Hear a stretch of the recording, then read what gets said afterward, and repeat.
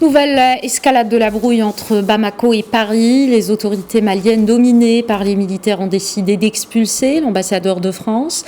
Le Mali a justifié ses décisions par les récentes déclarations hostiles de responsables français à leur encontre.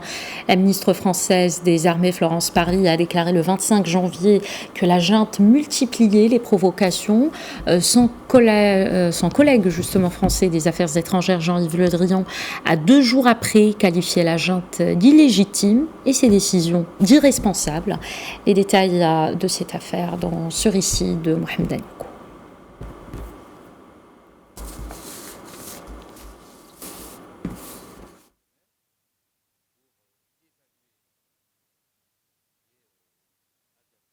La crise entre les autorités de la transition malienne et les autorités françaises vient de prendre une nouvelle tournure. En effet, ce lundi, l'ambassadeur de France au Mali, son Excellence Joël Meyer, à la fin de sa convocation par le ministre des Affaires étrangères, Abdoulaye Diop, il lui a été notifié de quitter le territoire national dans les 72 heures. Cette décision fait suite, selon le communiqué qui a été rendu public, par les propos tenu par le ministre de l'Europe et des Affaires étrangères de la France, Jean-Yves Le Drian, à l'endroit des autorités maliennes et du Mali. On se souvient qu'en fin de semaine dernière, le ton était déjà monté entre Florence Parly, la ministre des Armées de la France, qui en tout cas dans son propos avait dit que les autorités de la transition malienne jouaient à la provocation, ce à quoi le ministre porte-parole du gouvernement, Abdoulaye Maïga, avait répondu, en tout cas lui conseillant de se taire. Ensuite, c'était au tour de Abdoulaye Diop de répondre, selon lui, aux propos peu diplomatiques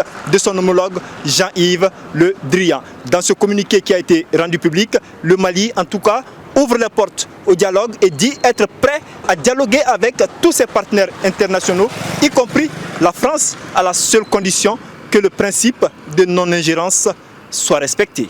Mohamed Danyoko, depuis Bamako, pour Medi TV Afrique.